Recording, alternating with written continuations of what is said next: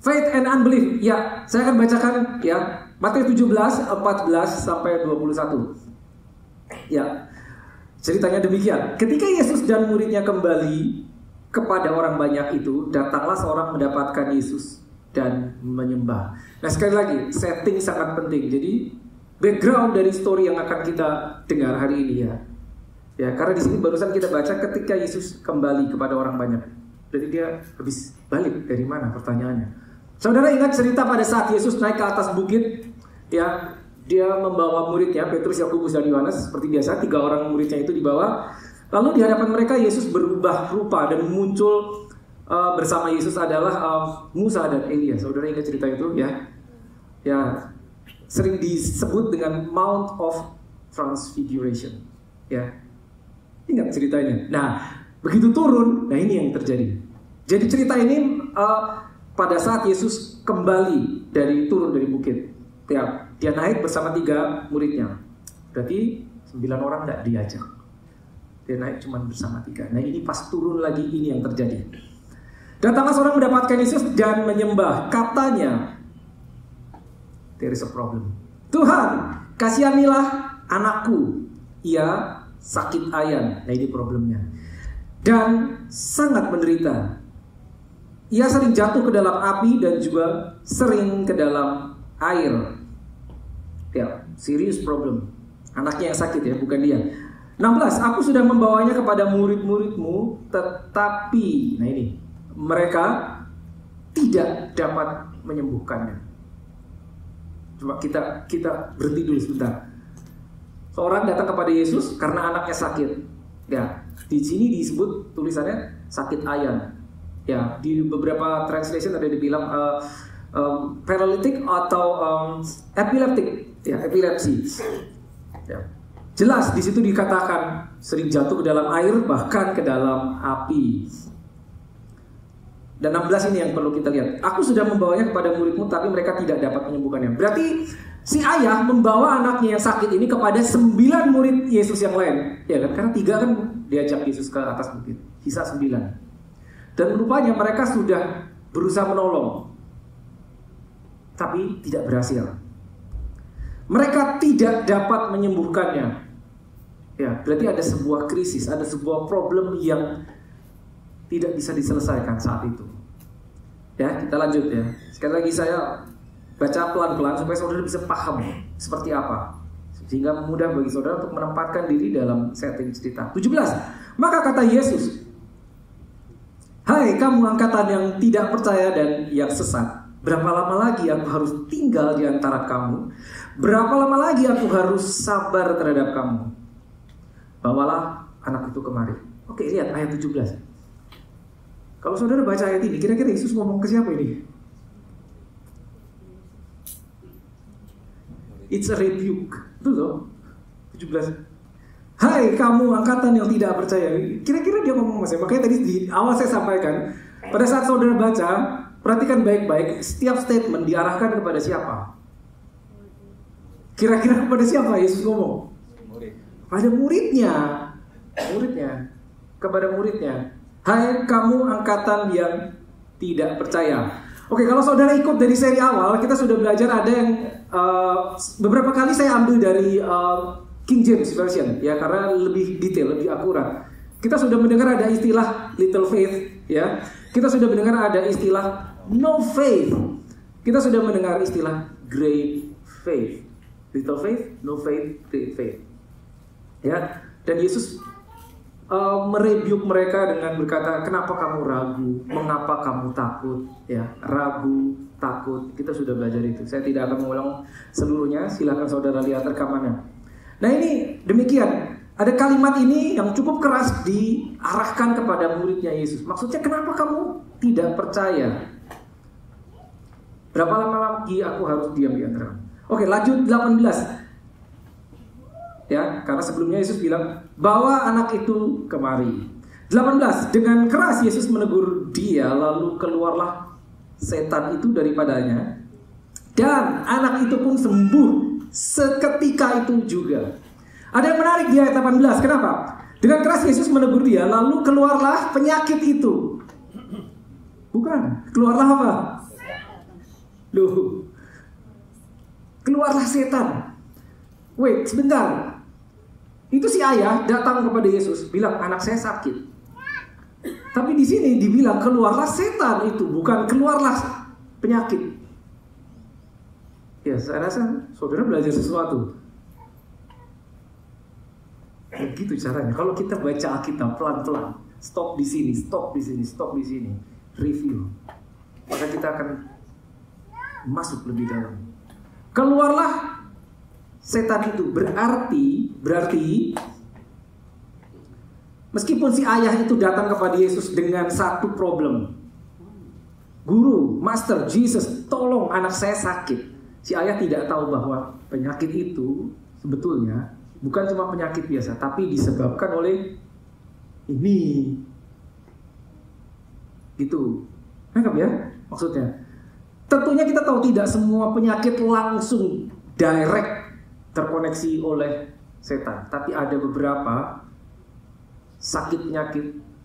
Saudara pernah dengar cerita atau sudah pernah mengalami atau mungkin ada kenalan saudara nggak? Saudara punya nggak kenalan atau pernah dengar bahwa ada orang dibawa ke dokter nggak tahu sakitnya apa, tapi ini orang terlihat bahwa dia kelihatannya sakit, tapi secara medis tidak dijumpai ada yang salah dalam orang tersebut, dicek ini itu nggak kenapa-napa. Mungkin ini sebabnya, karena ini tidak terdeteksi secara medis. Ada yang percaya, memang ada yang tidak. Gitu. Ada orang-orang, saya bicara orang Kristen yang memang hanya bisa percaya dengan apa yang dilihat. Jika A ya itu B, jika C maka D. Tapi ada yang tidak terlihat. Tidak terlihat bukan berarti tidak ada. Ini kan nggak kelihatan tuh. Ya, jelas Alkitab yang bilang keluarlah setan itu, berarti itu gara-gara setan. Mereka tidak tahu, Yesus tahu. Ya. Dan anak itu pun sembuh seketika itu juga. Oke, kita lanjut ya. 19. Ayat 19. Ya, kemudian, nah ini menarik. Ya, tadi kan muridnya nggak bisa menyembuhkan, nggak bisa. Kemudian murid-murid Yesus datang dan ketika mereka sendirian dengan dia, udah gak ada orang lain, bertanyalah murid-murid mereka itu, bertanyalah kepada Yesus. Tanya begini, mengapa kami tidak dapat mengusir setan itu? Gitu. Mereka bingung, kok nggak bisa? Kok Yesus bisa? Kenapa mereka nggak bisa? Ya, nah seringkali pada saat kita sampai di sini, kita seringnya ya karena mereka harusnya tidak melakukan itu, coba-coba, atau mereka nggak punya iman. Tidak, bukan itu alasannya. Ya, ini kita baca ini Matius 17, saudara. Kalau saudara mundur ke Matius 10, saudara akan menjumpai cerita pada saat Yesus mengirim muridnya, mengutus muridnya berdua-dua. Ya, dan pada saat pengutusan itu, ya, Yesus bilang sama murid-muridnya, heal the sick, cleanse the lepers, raise the dead, cast out demons. 4 perintah. Sembuhkan yang sakit, usir setan, ya, takhirkan yang kusta, bangkitkan yang mati. Dan tercatat pada saat mereka kembali, mereka melaporkan kepada Yesus, ya, mereka sukses. Jadi, nah ini perhatikan baik-baik. Jadi si murid-murid itu, mereka tahu, mereka pernah melakukannya. Mereka tidak coba-coba. Nangkap ya? Karena mereka sudah pernah melakukannya. Tapi tiba-tiba ada kasus seorang anak yang sakit, bilang tadi sakit ayah, mereka coba lagi dan gak bisa. Gitu. Mereka heran kenapa gak bisa. Lalu bertanya sama Yesus, kenapa kami gak bisa? Terus dijawab sama Yesus. Ini menarik sekali, ayat 20. Jawabannya, ia berkata kepada mereka, karena kamu kurang percaya. Perhatikan baik-baik saudara. Murid-murid itu bukan tidak punya iman. Yes, mereka punya iman. Kalau mereka tidak punya iman, mereka tidak punya kepercayaan, mereka tidak akan coba-coba. Mereka pernah melakukannya dan berhasil, berarti mereka punya iman. Mereka tahu itu bisa dilakukan. Tapi kali ini mereka mencoba lagi dan tidak berhasil.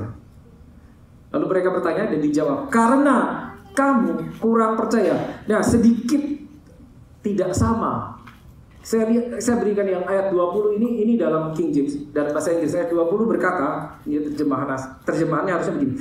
So Jesus said to them, because of your unbelief. Beda kan? Bahasa Indonesia bilang karena kamu kurang percaya. Karena begini saudara, kalau kita cuma lihat kurang percaya itu berarti percaya, cuman kurang. Betul ya? Bukan karena kamu tidak percaya, kamu kurang percaya. Beda, kurang percaya dan tidak percaya. Tapi ternyata ini lebih akurat bahasa Inggris. Because of your unbelief. Yesus tidak bilang because you lack of faith, karena kamu nggak punya iman. Tidak. Yesus tahu mereka punya iman. Tapi bukan cuma iman yang mereka punya. Lawannya iman mereka juga punya. That's the problem. Ya, maka dibilang karena ketidakpercayaan, because of your unbelief. Nah, mungkin kita heran, loh bagaimana bisa kalau kita punya iman, kok pada saat yang sama kita bisa punya unbelief? Bukankah itu berlawanan? Tangkap saudara ya, hitam lawannya putih. Apa bisa hitam muncul dengan putih bareng? Apa bisa gelap muncul sama terang bareng?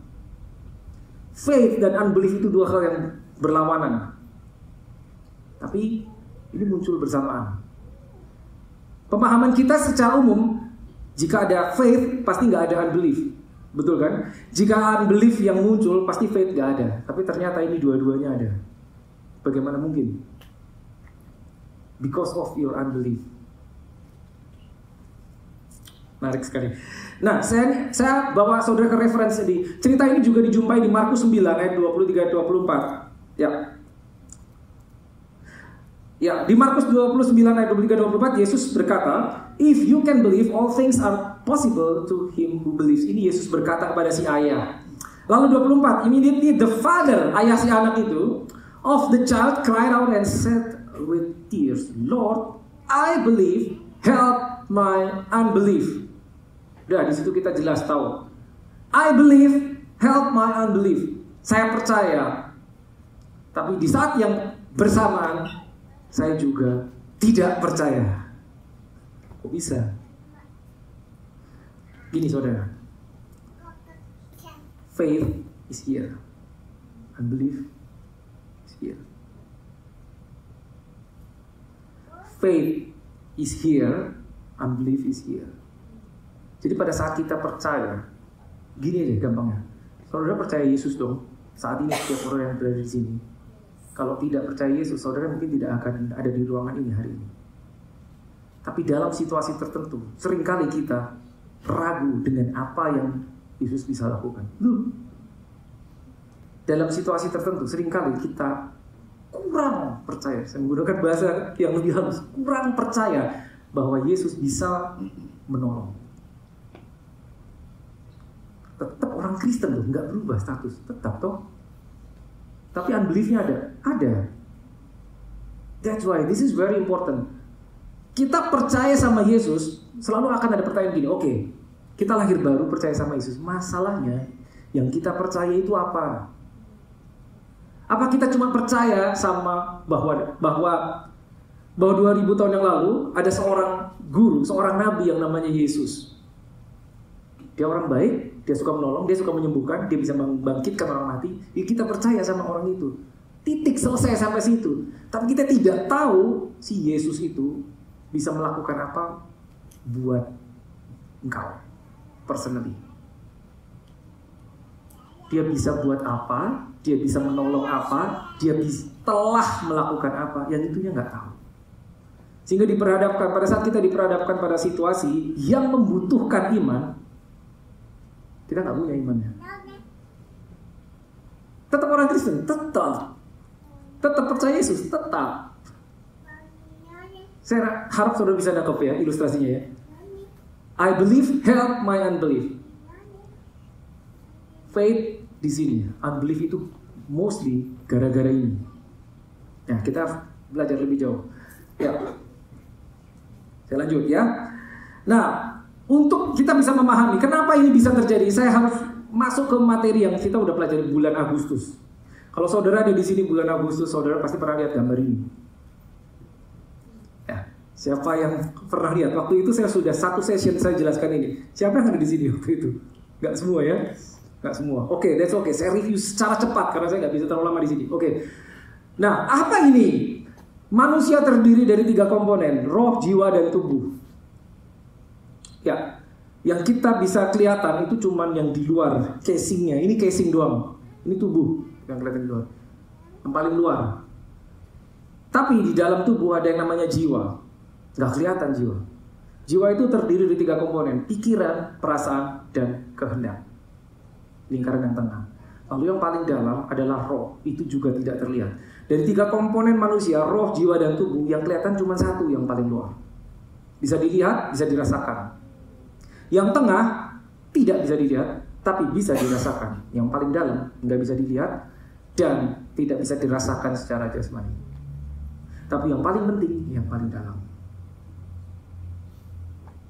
Nah, ada yang namanya heart, hati, heart bahasa Inggris. Itu in between ini sama ini.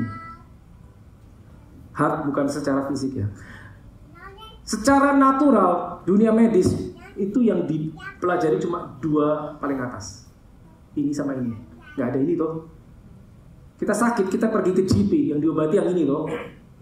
Kalau fisiknya, kenapa? Dia akan merefer kita ke psikiater. Itu untuk mengobati yang ini. Ya, makanya ada dokter jiwa. Tapi tidak pernah dengar toh ada dokter spirit. Nggak ada kan? Nggak ada toh. Ini nggak dikenal. Tapi kalau saudara buka Alkitab saudara, identitasmu itu yang ini justru ini yang paling penting. Ini yang paling penting. Kita lahir baru, kita menerima Roh Kudus. Roh Kudus. Roh, berarti dia ada di sini. Komunikasi dengan Roh Kudus, dengan Tuhan, God, kita worship, kita nyembah, itu yang kita sembah nggak kelihatan, saudara. Tapi kenapa kita bisa percaya? Karena ini memberitahu kepada kita, God is real, Jesus is real. Kalau enggak, kita cuma beragama. No power. Kita tahu, Yesus itu hidup gara-gara ini. Yang tengah, ini yang paling penting. Kita menerima Tuhan Yesus sebagai Tuhan dan Juru Selamat, diberikan identitas baru sebagai anak-anak Allah, Sons of God, Yohanes 1:12, itu di sini. Kita mendengar kabar baik, mendengar janji Tuhan. Alkitab berkata, firman itu adalah roh. Pada mulanya adalah firman itu bersama Allah, dan firman itu adalah Yohanes 1 ayat 1. The word of God is spirit. Jadi pada saat saudara percaya dengan firman Tuhan, saudara percaya dengan something yang spirit. Sehingga itu disimpannya di sini. Dan kita tahu iman itu datang dari mendengar firman, toh disimpannya di sini. Gitu. Pada saat kita berjalan, kita melihat sesuatu yang buruk dan mendengar yang buruk, dan timbul ketakutan, kekhawatiran, ketidakpercayaan, itu di sini, masuknya disimpan di sini. Ini toh, makanya tadi saya bilang faith is here, unbelief is here. Gitu. Kalau saudara punya iman, ya, tapi kok sulit percaya. The problem mungkin imannya bisa segini, tapi unbeliefnya segini juga. Iman saya udah tambah udah segini, unbeliefnya sama. Yang harus dilakukan adalah yang unbeliefnya harus diturunkan, supaya yang ini yang berkuasa. Ilustrasi berikut. Nah ini nih. Lihat itu ada ayat Roma 10 ayat 17. Kita udah kutip ini berkali-kali. Ini udah 2 bulan lebih kita belajar tentang iman. Lihat Roma 10 ayat 17. So then faith comes by hearing. Iman datang dari mendengar. Betul kan? Sebetulnya bukan cuma mendengar, dari melihat juga. Saudara baca Alkitab itu juga iman timbul. And hearing by the word of God. Faith comes by hearing. Mendengar firman Tuhan. Mendengarnya itu sayangnya pakai ini nih. Lihat tubuh ya, tadi 3 bagian ya. Roh, jiwa, dan tubuh. Tubuh itu isinya panca indera, ada 5 sense. Faith itu dari mendengar, berarti dari sini perlu tubuh atau melihat, gitu. Tapi kan disimpannya di sini toh. Nah ini yang jadi masalah. Yang tengah ini yang jadi masalah. Ini terlalu kuat. Logika kita terlalu kuat. Itu yang akan menghalangi firman Tuhan untuk yang dari kita dengar untuk sampai di sini. Kita dengar firman Tuhan, kita membaca firman Tuhan, seberapapun bagusnya, seberapapun itu jadi rema buat saudara, itu harus sampai sini. Kalau enggak itu baru dari sini, mampir sini, diolah sama otak kita, dan otak kita bilang, enggak masuk akal, maka itu enggak nyampe ke sini. Anggap gak maksudnya? Ini problemnya ini. Pada saat kita mendengar firman Tuhan menjadi rema dan kita mau bertindak, ingat ya, pada saat kita mendengar firman Tuhan, kita mau bertindak, will, kehendak. Tapi emosi kita berkata, gak usah. Gimana nanti kalau gak bisa? Ini tuh yang jadi problem. Ini yang bikin masalah selalu. Itu. That's the problem. Sehingga kita bisa punya iman, tapi juga ada unbelief. Unbelief itu, nih yang paling bahaya. Nih, pikiran kita paling bahaya, paling sering bikin masalah. Ya, saya nggak akan perpanjang ininya pembahasan di sini.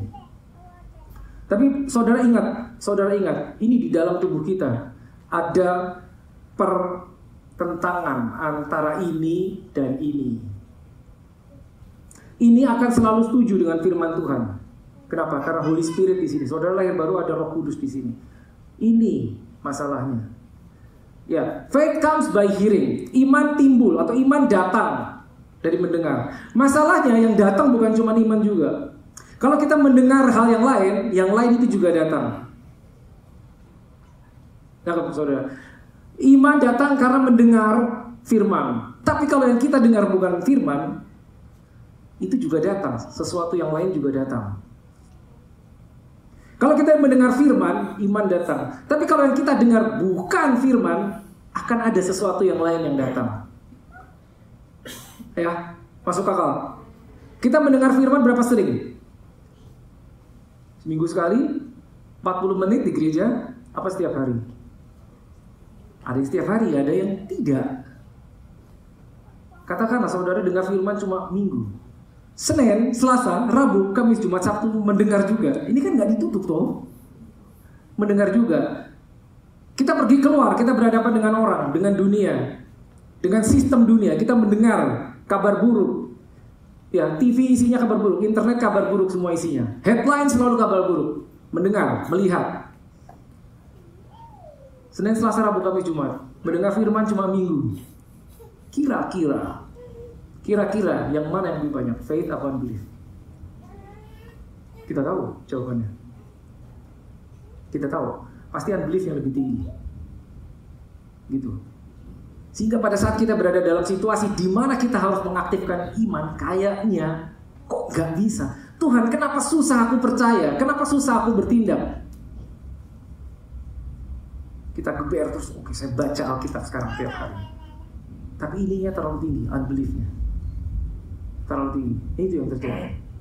Itu yang terjadi. Gitu. Yang bahaya adalah begini. Pada saat situasi terlihat baik, itu sebetulnya bahaya, saudara. Kenapa? Pada saat everything looks good, semua terlihat baik, kehidupan baik, keluarga baik, pekerjaan baik, karir baik, semua baik. Apa kita masih baca firman Tuhan? Apa kita masih terus bertumbuh di dalam iman pada saat semuanya baik? Itu pertanyaannya. Tanpa sadar pada saat segala sesuatu terlihat baik, dengan mudah kita keluar dari firman. Karena rasanya gak perlu, orang udah baik semua. Gitu loh. Tanpa sadar kita tidak perlu iman. Karena everything is good. Tapi pada saat di dalam krisis, doa kita kencang. Gitu kan? Bangsa Israel gitu dari dulu begitu. Kalau saudara baca di Alkitab, bangsa Israel begitu. Begitu perang, mereka doanya kencang. Begitu damai, mereka jatuh ke dalam penyembahan berhala. Begitu terus jatuh ke dalam penyembahan berhala, Tuhan tolong. Jatuh di tangan musuh, Tuhan tolong. Begitu damai, mereka lupa dengan Tuhannya. Ya, jatuh lagi ditolong, damai lupa. Begitu terus. Manusia pada umumnya demikian. Gitu. Itu yang bahaya. Pada saat semua terlihat baik. Pada saat semua terlihat. So the best way kita untuk latihan iman, saat yang terbaik adalah pada saat everything is good. Gitu. Jangan nunggu sampai ada krisis. Jangan nunggu sampai ada masalah berat baru kita mulai. Gitu. Karena kita tidak tahu apa yang harus kita hadapi besok. Ya. Lanjut ya, Saudara. Nah, ini dia. Tadi kan terakhir Yesus bilang, ya, because of your unbelief. Nah, terus dilanjutkan, ini menarik sekali. Sebab aku berkata kepadamu, sesungguhnya sekiranya kamu mempunyai iman sebesar biji sesawi, sebesar biji sesawi saja, kamu dapat berkata kepada gunung ini, pindah dari tempat ini ke sana, maka gunung ini akan pindah, dan tak ada yang mustahil bagi kamu. Kenapa Yesus pakai perumpamaan biji sesawi? Ya karena biji sesawi paling kecil, ya kita tahu itu. Tapi kenapa biji? Kenapa nggak dia bilang, oke, sekiranya kamu mempunyai iman sebesar butiran pasir, bukankah itu lebih kecil?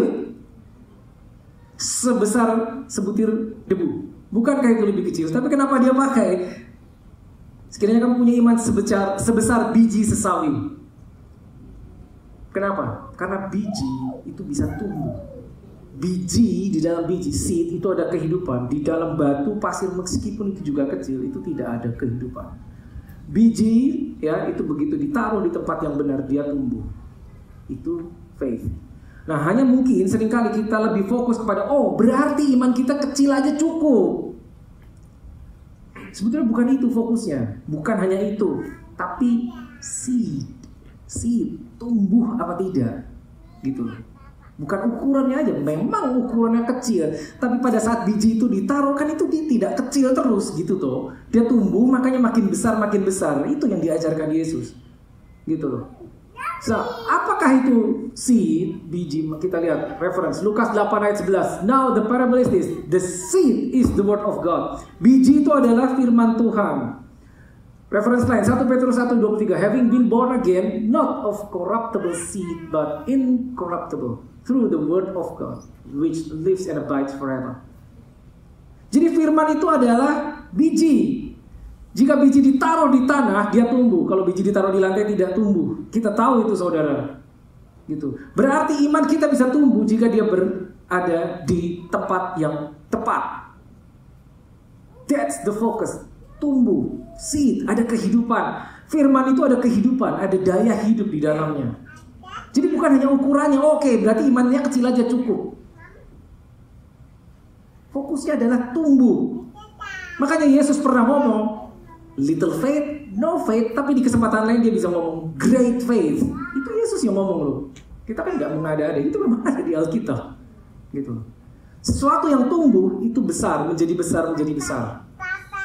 Ya, tidak kecil selamanya, maka disebut tumbuh. That's faith. Iman bisa tumbuh. Gitu. Mulainya memang kecil. Ya. Nah, lalu cerita ini ditutup dengan satu statement yang cukup mengejutkan. Statementnya ini. Nah, tuh. Saudara pasti pernah dengar ini. Statement ini yang menutup cerita ini. Ya. Jenis ini tidak dapat diusir kecuali dengan berdoa dan berpuasa. Nah, saya akan jelaskan ini. Karena ini seringkali salah arti. Jenis ini tidak dapat diusir kecuali dengan berdoa dan berpuasa. Pertanyaan jenis apa? Sayangnya ini tidak dijelasin jenis ini variabel ini. Ini Yesus yang ngomong. Masalahnya jenis apa? Yang dimaksud jenis ini itu apa? Kepikiran nggak? Bertanya nggak? Pada saat saudara mendengar cerita ini, pada saat saudara baca, ini statement terakhir, jenis ini tidak. Kan tadi kan muridnya datang bertanya, guru kenapa kami nggak bisa mengusir? Kenapa kami tidak bisa menyembuhkan anak? Jelasin, because of your unbelief. Terus kalimat terakhir ini, pertanyaannya jenis apa? Now, lihat, saudara punya Alkitab yang saudara buka, saya nggak tahu versinya apa. Tapi tidak semua Alkitab itu akurat. But if your Bible is accurate, biasanya statement ini, kalimat ini ada di dalam kurung atau dicetak miring. Nah, kalau di Alkitab yang buku ya, bukan yang digital, itu mostly dia dicetak miring. Sehingga saat saudara menemukan ada satu kalimat yang dicetak miring, salah satu artinya adalah bahwa statement itu, ya, kalimat itu tidak ada di dalam original text. Itu ditambahkan oleh si translator kemudian untuk mempermudah pembaca memahami seluruh konteks. Nah, sehingga ini menjadi perdebatan. Ada yang bilang, oh ini kalimat ini aslinya nggak ada, gitu. Tapi ada orang yang percaya enggak, ini memang ada. Jenis ini tidak dapat diusir dengan, ya. Ini cerita ada juga di Injil Markus. Di Markus juga ada statement ini. Jadi itu pro kontra. Ada apa enggak ini sebetulnya kalimat ini? Ya. Karena suatu saat Yesus pernah ngomong, ya, pada saat Yesus berhadapan dengan orang Farisi, dan orang Farisi bilang, "Guru, kenapa kok muridnya Yohanes berpuasa tapi murid kamu makan dan minum?" Kan Yesus menjelaskan, toh, ya, selama aku ada bersama mereka tidak akan berpuasa. Tapi ada saatnya aku nanti pergi. Maksudnya nanti kalau aku udah mati, mereka akan berpuasa. Tapi di sini jenis ini tidak dapat diusir kecuali dengan berdoa dan berpuasa, gitu. Oke. Nah, mostly kebanyakan interpretasinya begini. Oh, berarti tadi yang diusir penyakitnya atau setannya itu terlalu powerful, sehingga untuk mengusirnya kita harus puasa dulu. Pernah dengar itu? Banyak yang mengangguk. Itu toh yang paling sering ya. But the problem is, kalau kita percaya dengan hal seperti itu, pada saat saudara berhadapan dengan orang yang sakit atau dengan setan, saudara harus mengusir setan. Ya, your mindset akan bergejolak dan bertanya-tanya, ini jenis yang mana? Dan saudara akan ragu. Bahkan untuk mengucapkan in the name of Jesus, saudara akan ragu. Jangan-jangan itu jenis yang ini. Aduh, saya belum puasa hari ini. Aduh, tadi pagi saya lupa berdoa. Ada orang datang, tolong dong doain saya. Aduh, gimana ya? Tadi pagi aku lupa doa. Itu akan terjadi. Jadi jenis apa ini? Now, what's this? Kita lihat ya kalimatnya. Mundur dulu. Ya.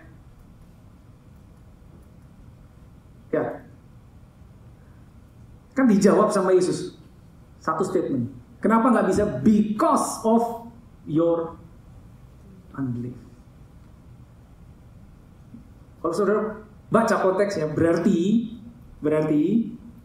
ya. Jenis apa? Unbelief. Unbelief-nya itu yang harus diusir. Ingat, kita punya faith, kita punya unbelief. Kita tahu ini dua-duanya bisa berkembang. Dari apa yang kita dengar, dari apa yang kita lihat. Kita dengar firman, faith kita naik. Kita dengar perkataan manusia, unbelief kita naik. Bagaimana untuk menurunkan yang ini? Nah, ada beberapa jenis unbelief, at least paling tidak ini. Yang pertama adalah ignorance. Ya. Apa itu ignorance? Ada beberapa jenis unbelief. Ya, secara cepat. Yang pertama adalah ignorance. Ignorance itu memang orang yang nggak tahu. Memang dia nggak tahu atau memang dia pernah belum tahu tentang hal tersebut.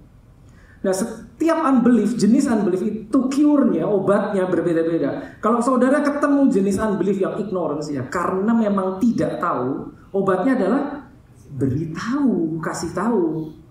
Ya, ada orang yang nggak ngerti firman sehingga dia tidak percaya dengan hal-hal supernatural, dengan hal-hal rohani, dengan perbuatan Yesus, dengan mujizat, karena memang dia belum pernah tahu. Berarti ya kasih tahu, kasih firman. Ini jenis yang pertama. Tapi ada jenis lain, unbelief yang lain. Apa itu? Ini sedikit lebih susah, wrong teaching. Ada seorang yang tidak percaya karena dengan firman Tuhan. Ada orang yang tidak percaya dengan mujizat. Ada mereka yang berpendapat mujizat itu hanya zaman dulu, zaman para rasul. Sekarang udah nggak ada. Oke, fine, terserah. Tapi kalau saudara menjumpai ini bahaya, wrong teaching ini bahaya. Kenapa? Ibaratnya begini, saya kasih ilustrasi. Kalau saudara mau menulis di sebuah papan tulis, tapi papan tulisnya itu udah penuh dengan tulisan, dan saudara mau menulis menggunakan papan itu, apa yang dilakukan? Kan saudara hapus dulu toh. Karena udah penuh tulisan. Nggak bisa langsung ditulisin. Hapus dulu, bersih, baru bisa ditulisi. Nah ini yang terjadi. Jika saudara ketemu yang ini, wrong teaching. So wrong teaching is very dangerous. Kenapa? Karena orang bisa sudah punya pendapat yang keliru gara-gara dia mendengar pengajaran yang keliru, yang tidak sesuai dengan firman Tuhan. Sehingga pada saat kita berjumpa jenis unbelief yang seperti ini, ya, itu harus kayak papan tulis dihapus dulu, baru bisa ditulisi lagi. Sedikit lebih susah daripada yang ignorance. Ignorance ini memang dia nggak tahu. Gitu. Ini lebih susah karena seringkali megangin yang walaupun itu salah, dia pegangnya terus karena itu sudah lama menjadi bagian hidupnya. Nah, tips begini saudara, kalau saudara punya anak, seberapapun, please listen to this, please. This is gonna save your family. Kalau saudara punya anak, seberapapun kecil usia anakmu, jangan pernah tunda untuk mengenalkan firman Tuhan. Please don't. Sekecil apapun, sedini apapun, karena musuhmu iblis, dia tidak akan menunda untuk mempengaruhi anakmu. Dia nggak akan tunda, tunggu sampai gede, enggak. Dia akan masuk sedini mungkin. Karena apa? Kalau kita tunda nanti aja, kalau dia udah besar, kalau udah umur 10, udah umur 12, bisa jadi saudara akan berhadapan dengan ini. Kenapa banyak orang, anak-anak, remaja, ya, generasi, next generation, yang tidak bisa berkata tidak? Karena dia tidak tahu caranya berkata tidak. Tak pernah diajarin. Sehingga apa yang dia dengar dari teman-temannya, seaneh apapun itu akan dianggap sebagai kebenaran. Sehingga suatu hari orang tuanya mengajarkan kebenaran berdasarkan firman, dia sudah punya kebenaran versinya dia yang dari temannya. Maka dia akan memperbandingkan, nggak gitu harusnya, saya tahu dari teman saya begini. Gitu. Jadi jangan kaget tiba-tiba, karena saya berhadapan dengan banyak orang Kristen yang tiba-tiba anaknya remaja, dan satu hari mereka mengeluh, anakku kok tiba-tiba jadi gini ya? Wait, itu tidak terjadi dalam satu malam. Tidak, dia belajar dari luar. Dan itu dipercaya sebagai kebenaran. Kenapa? Karena di rumah dia nggak dapat kebenaran. Maka apapun yang di luar itu dianggap sebagai kebenaran. Kita akan berhadapan dengan ini. Gantinya itu susah kalau udah terlanjur keduluan dari luar. Ya, anggap. So please remember. Yang ketiga, unbelief yang ketiga adalah ini. Natural unbelief. Apa ini? Natural unbelief adalah unbelief yang muncul. Ini yang dialami murid-murid saat itu. Pada saat dalam situasi tertentu melihat sesuatu yang sangat tidak enak buat mata atau tidak enak didengar. Mendengar kabar yang sangat buruk, melihat sesuatu yang sangat buruk. Sesuatu yang sangat menakutkan sehingga punya pengaruh yang lebih kuat dari firman Tuhan. Ya, pada saat saudara melayani healing, misalkan saudara melayani kesembuhan, di depan saudara ada seorang kerasukan setan dan saudara melihat dengan matamu seperti apa manifestasi roh jahat. Maka itu bisa menyebabkan ini, natural unbelief. Apa? Takut, khawatir, ragu. Karena itu langsung dalam sepersekian detik informasi masuk dari mata, dari telinga, diolah sama ini otak, mind, ya, dan ini akan memutuskan percaya, diam, tinggalkan, lari, cari pertolongan. Tapi kalau itu diolah di spirit akan bilang only believe.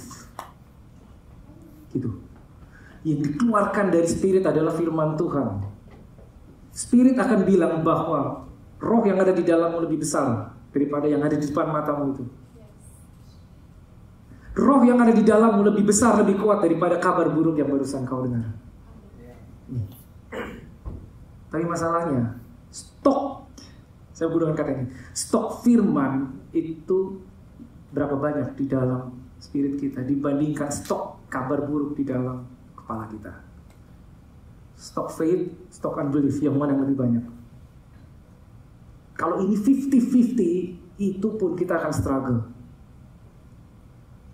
Makanya saya sampaikan tadi, Senin sampai Jumat kita dengar apa? Itu mengakibatkan ini, unbelief. Kalau kita cuma dengar firman seminggu sekali di gereja, maka yang terjadi adalah kita akan berhadapan sama natural unbelief. Nah yang ini, yang nomor 3, caranya adalah doa dan puasa. Kenapa? Saya mundur ya. Kenapa doa dan puasa? Karena ya, saat saudara berdoa dan berpuasa, pray and fast. Ini sebetulnya another teaching, pray and fast. Ini aja tips aja. Pray and fast, doa dan puasa itu berbeda dengan puasa. Saya ulang.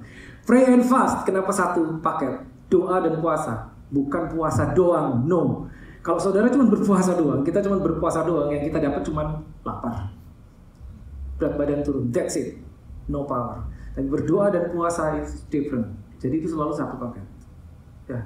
Nanti one day saya akan jelaskan doa dan puasa. Karena kebanyakan kita nggak tahu. Kalau sekarang saya ajak saudara, oke yuk, ini mau tahun baru, mari kita masuk ke dalam doa dan puasa. Gak usah sebulan, seminggu, gak usah seminggu, 3 hari aja. Dah, saya ajak saudara. Most likely gak banyak yang mau. Kenapa? Karena gak tahu untuk apa. Saya cuma bilang ini mau tahun baru, mari kita doa puasa. Tanpa saya jelaskan kepada saudara kenapa harus doa puasa, untuk apa doa puasa, apa yang terjadi pada saat kita masuk doa puasa, ya, maka siapa yang mau ikut? Karena nggak tahu, aduh, dia suruh doa puasa pula. Ngerti nggak maksud saya? Jadi understanding is very important. Yang terjadi pada saat doa puasa adalah ini, karena puasa berarti menyetop supply fisik, betul dong? Makanan fisik yang menyebabkan ini menjadi kuat itu adalah supply-nya. Kalau itu di stop, ini menjadi lemah. Oke, masuk akal, semua tahu, betul kan? Saudara stop makan pagi, saudara stop makan siang, ini akan berontak toh, ya kan? Ini akan memberi sinyal kepada ini, hey, kamu harus makan, kalau enggak kamu sakit, betul kan? Ya. Tapi kalau itu di stop, ya, maka ini akan memberi kabar sama ini. Dan ini yang mulai memberontak. Ya. Mulai, waduh, gimana nih? Badan udah gak karu-karuan rasanya. Udah perlu air, perlu makanan, udah gak enak. Udah, ini mulai berkreasi, nanti sakit, nanti gini-gini, sampai waduh nanti kalau mati dan seterusnya. Ini. Gitu loh. Itu berpuasa. Tapi doa dan puasa pada saat ini puasa lemah dan ini mulai mempengaruhi ini. Doa, prayer itu muncul dari sini sehingga ini yang meng-counterbalance yang terjadi di sini. Itu bedanya berpuasa dan doa dan puasa. Sehingga in the spirit you are strong, in the physical realm kita lemah. Maka ini yang akan menang terhadap ini. Firman di mana? Di sini. Faith di mana? Di sini. Maka itu yang akan menang terhadap unbelief yang di sini. Unbelief dia akan turun karena ini makin kuat. Jenis ini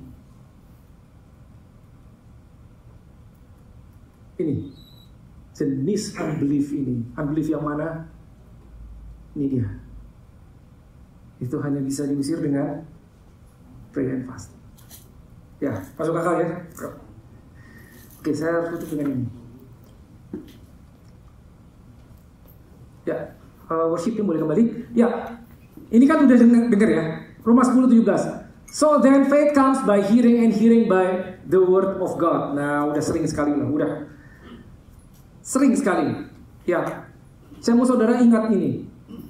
Ya, ini di sisi baik. Iman timbul, iman datang dari mendengar, dan mendengar apa? Jadi bukan cuma mendengar, tapi harus tahu yang didengerin itu apa. Ya, tapi di sisi negatifnya, ya, lawannya faith apa? Fear, worry, doubt, anxiety, keraguan, kekhawatiran, ketakutan itu juga bisa datang.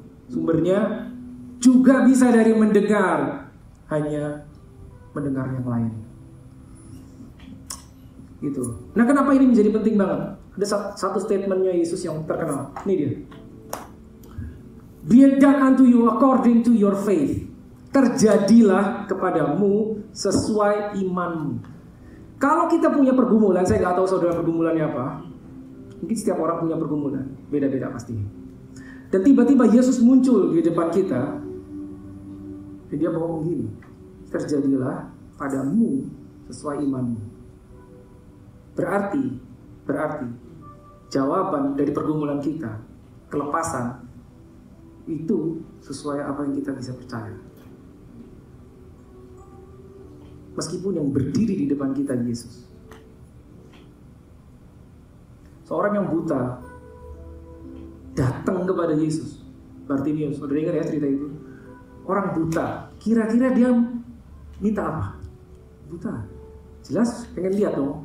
Masih ditanya sama Yesus, kamu mau apa?